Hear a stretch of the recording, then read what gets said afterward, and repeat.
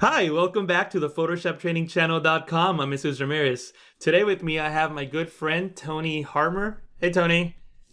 Hey, Tony is from the Design Ninja on YouTube. He's got an awesome YouTube channel where he teaches Photoshop, InDesign. What else am I missing, Tony?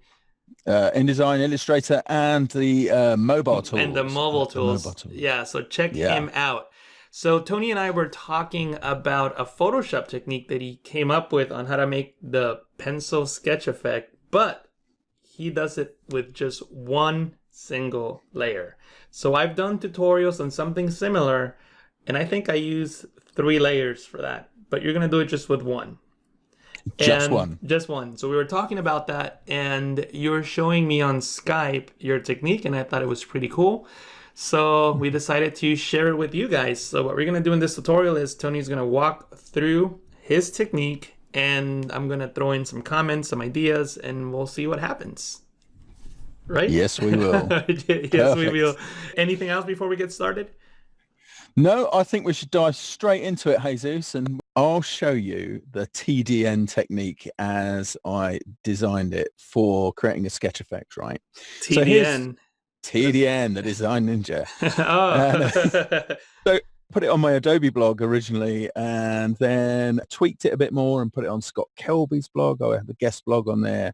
Nice. So let me show you it from here. I'll bring in something from my Creative Cloud library just here. Now, of course, the advantage I've got with bringing that in from a library is it automatically becomes a sort of a smart object, which is the best way to work with this technique. I'm just going to up the width just there to fill the frame I've got and apply that.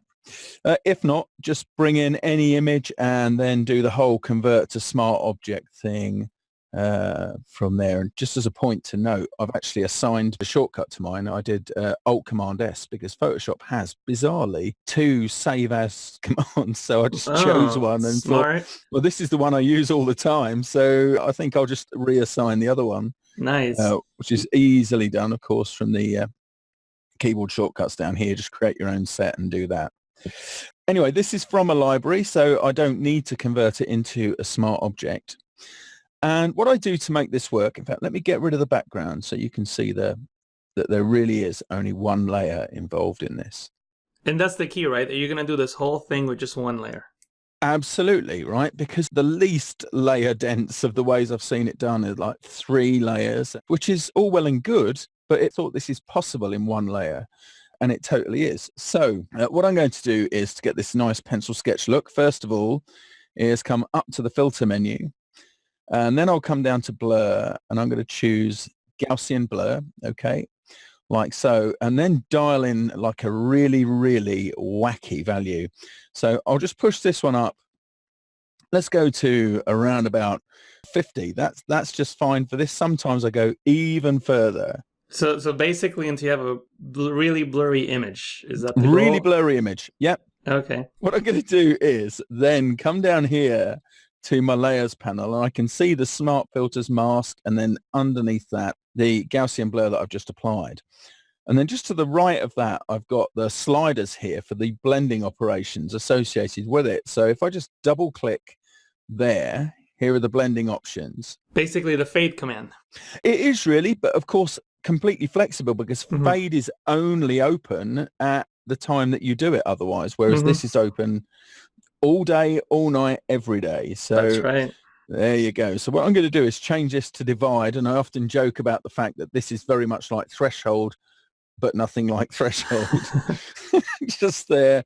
And you can see that I get this really, really super high key result. But the definition, the essential definition is there. And if I just zoom in on that just for a second, just on this sort of middle portion, you can already see how, despite the fact there's color in it, it's got that sort of grainy quality Mm-hmm. that you would associate with a sketch. Right. Okay, so what I'll do is zoom back out for a second. So, of course, with a pencil sketch, needs to be grayscale really to do that. Mm-hmm. So what I do then is add another filter, and my favorite filter of all time ever is the camera raw filter.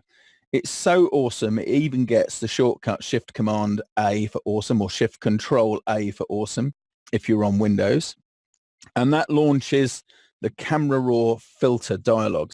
And what I'm going to do is come across to the profiles just here, and I'll just tap black and white. Profiles are awesome, of course, because they don't involve changing any sliders. They're just different ways that you can get a base interpretation. Mm. And if I click here for the grid and go into black and white, I can bring these down, and I just have a look at the thumbnails there and see if there are any that immediately jump out at me as looking sketch-like. So this one, B&W 06, black and white 06, that's kind of good. I also like 10. Yeah. And also, like, as people can see, you can hover over the thumbnail and then it applies the effect. Absolutely. You get a really, really good preview. Just going down to the others, I think B&W 10 is probably the one I'm going to choose just there. So I've just clicked on that, and then I'll come up to the top here. It confirms to me that I've got B&W 10 there, and I'll just tap close. And if I wanted to do anything else on here to tune it, then I can absolutely do that. Even the color temperature will have an effect on that, because of course we've got yellow in our skin. If I bring blue down just here, for example, to counter that, it still looks groovy and high key. Again, we've got magenta too, all in different proportions, but we've got them. So if I wanted to change that, I could. Just double click that to zero that out.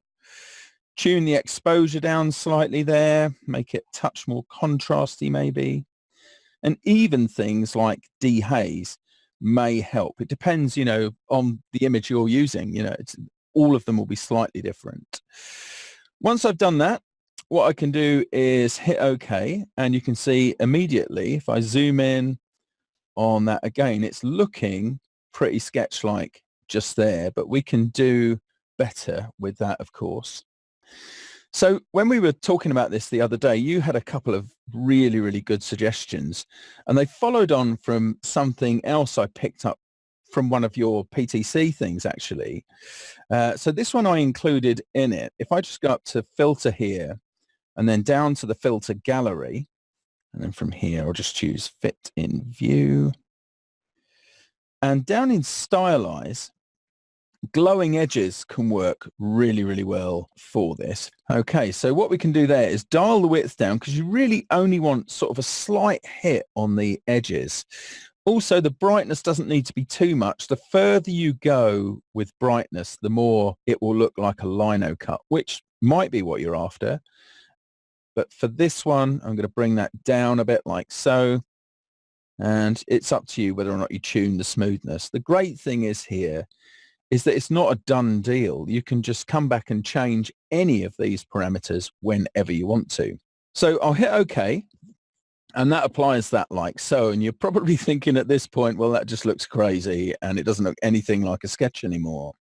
But if I go to the blending sliders for the filter gallery that I've just added, double click on that, what I can then do is change this to subtract. Okay, which is a bit like inverting it, but actually nothing like inverting it is. So if I just do subtract, you'll see suddenly that has changed quite a lot. Now, if you don't like the result, all you need to do is double click on the filter gallery and tune it, okay, for the way you want. So maybe if I change that like so, just have to kind of think the other way around. You see that now it's getting that nice quality in there, looking very, very shaded and very hatched in places. And so what I liked with your suggestion, this is something that also gives me a bit of a dilemma, right? Because it was the TDN technique. Now it's the TDN technique with the PTC extension. Right. Or we call it the TDN PTC technique. There you go. Know. I'm happy with that. Is the extra add-on, is the plugin. It's the PTC plugin for the TDN technique. But yeah, okay. So what we can do then is we can come up to the filter menu again and make our way down to stylize and choose oil paints from there. Now, the thing is here is to turn off the lighting. You don't want the lighting effect on that. And then basically you can tune this the way you want. So you've got a low level of stylization, of course, much less occurs in kind of like the wavy brushstroke things. If you increase the stylization, then you're going to move further away from the actual subject that you've got. But that actually looks quite... That looks really cool, I think. Yeah, so it's actually, that was a lucky hit, that particular one. Yeah. Cleanliness of the strokes, of course, you can tune that. Again, all of these things you tune to the way you want it to be, really. Yeah. Scale, I think it works better small, but your image might work better with it larger. But that's when you start, it's as if you're working at it with a bigger brush. You can really see, by the way, down here where that glowing edges was applied, you can see that the effect that has on things like that jawline around there and the eyes, it gives it a really, really nice hit. And the bristle detail, I tend to keep mine quite high. Again, if you bring it down, then it's almost as if you're painting with a chunkier brush. Yeah, and you get a slightly different result. But I think that's a great add-on to that effect. Really, really nice. And also the key is to keep playing with those numbers and see what works, because you might end up at a happy accident like we did here. Absolutely. And don't forget, any of the steps here, right, you can go back to and tune. So just for example, let's say that I wanted to bring out some more shading around the eyes. Okay. I can just double click. Whoops, I went onto the Gaussian blur. Let me just hit OK and then just cancel that when it comes in. So I'll just hit escape there. I'll double click on the camera raw filter. All right.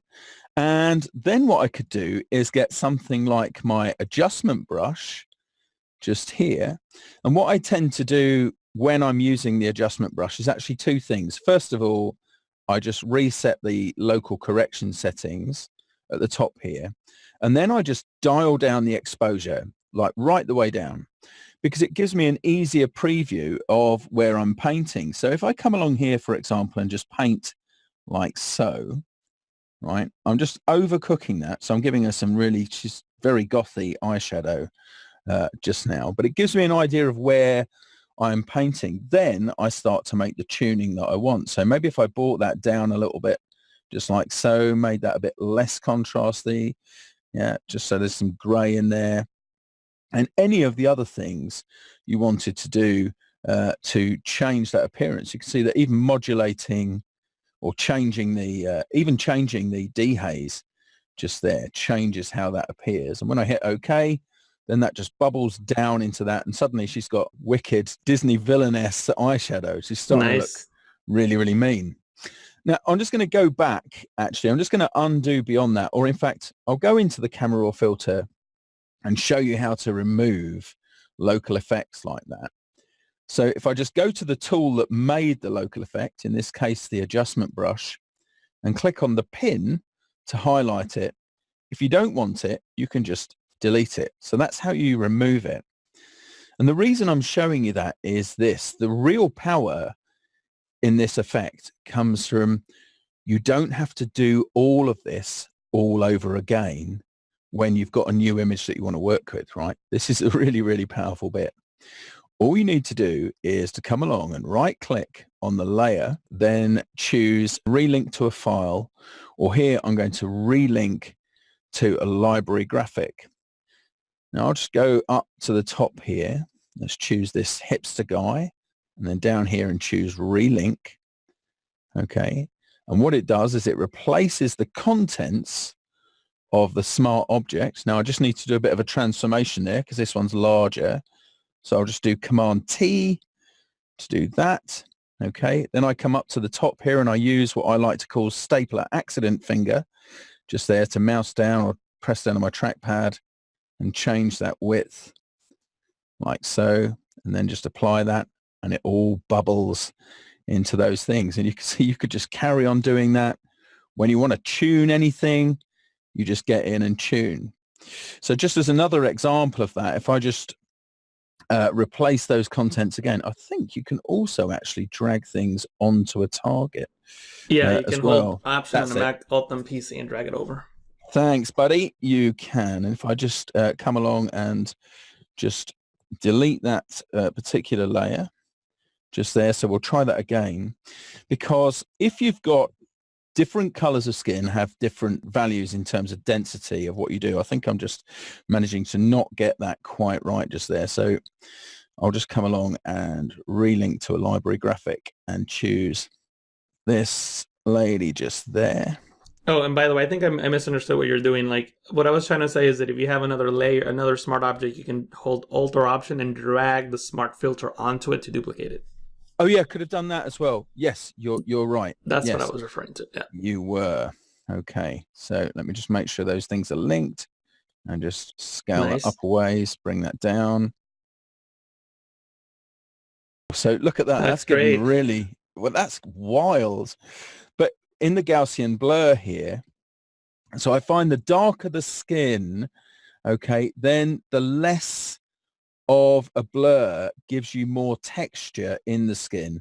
Now, if you go too far, it starts to look like a beard is appearing, and that's the last thing that this beautiful creature would need just there. But I tend to think that going down slightly in terms of the blur, you can see how now I've got some more out of the skin. There's one other thing here. If I just turn off the oil paint for a moment, and I'll also turn off the filter gallery just there. So this mask can also get you another effect as well, which might be kind of cool for people to try out, because of course it's just like any other mask, but here it's masking all of these things. So what I'm going to do is, with black as my foreground color, of course, black concealing and white revealing, I'm then going to choose a brush, and I've got a whole bunch of different brushes here. And I'm actually using one from Aaron Blaze, you know, the our good friend Aaron Blaze. Yeah, fantastic. From Creature Art Teacher. Creature Art Teacher, Yeah, he's fantastic. And I love, these are from his hair and fur collection, and I kind of like this one here, Tight Curl. So I'm just going to choose that and then just bring that down with the bracket keys there. I want to make it nice and small. I've got this set to around about 80% opacity, and so this creates this nice texture. In fact, if I just create a new image just for a moment, so I'll just go with whatever is on by default there, so that 1080p, like so. I'll show you how the brush works like this. Okay, so can you see that? If I just continue working in that area there, it gives me, it's meant for like curly hair, super curly hair. Yeah. But where I really like this on using this mask, it's kind of like retrieving some of the image. So I tend to work here in the eyes to start off with, because that's naturally where people start to look. Yeah. And then work into the shadow areas like so, and reveal some of the background, because it looks like a super detailed. Right. And then into the ears there. Yeah, and just to be clear, what you're doing there is hiding the filter effects with the layer mask. You're using black to conceal the effect. That's absolutely right. Absolutely, I am. Yeah. So you can see that everything's still there, and I can hide the mask here as well. So you can see if I shift click the mask to turn that off momentarily and shift click it again to enable. So I'm just letting the photo peek through into what I've done. And that... Why don't you show people what the mask looks like? Yeah, let's have a look at that. So what I can do is, isn't it for that? Alt or Option, yeah. So that's what you're doing. You're painting, the darker it is, the more of the original image that comes through. Absolutely. And working at a lower opacity than 100% gives you latitude to move between the two. And also with the brush that itself has some dynamics in it, in terms of the way it applies a stroke. And you're using a Wacom brush right now, correct? I am using a Wacom brush right now, but this is one of those things. I could switch to the trackpad here with this one, and it works just as well. Nice. Yeah, so I'm actually working with my trackpad. But you can see how, look at this, this is like a stylized album cover. Exactly. In just moments. And if you did have a range of shots of a model and you were doing something like this for an album cover, the chances are they were all shot under the same lighting conditions, and you could just ingest another file from there. You could just, pop that in, do what we did before and say, bring that in. If you needed to clear the mask, you can just clear the mask by flooding it with white. And there you go. And if you're working with a regular smart object, but not a CC library image, all you would do is just double click on the thumbnail. It opens up in a new tab, and whatever you put inside of that new tab will get this effect applied to once you save it.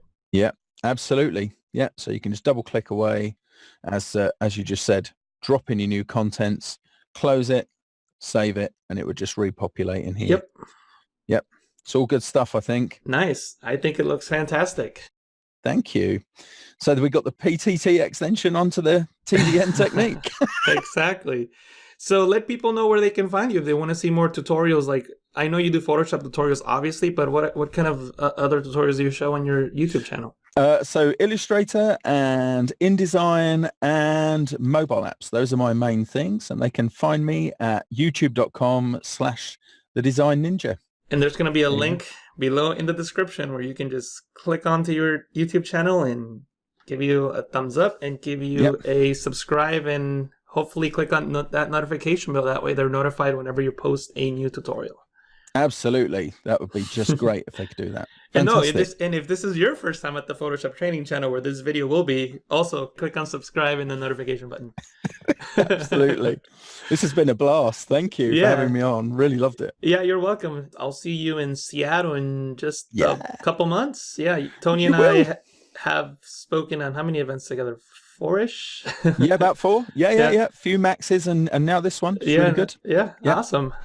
All right, Tony. Well, thank you so much for showing us this technique. I think it looks great. Let us know in the comments down below what you think, what you like, what you learned, and if you saw anything that Tony showed that is going to be helpful for you and your workflow, don't forget to click on that like button and let us know what it was in the comments.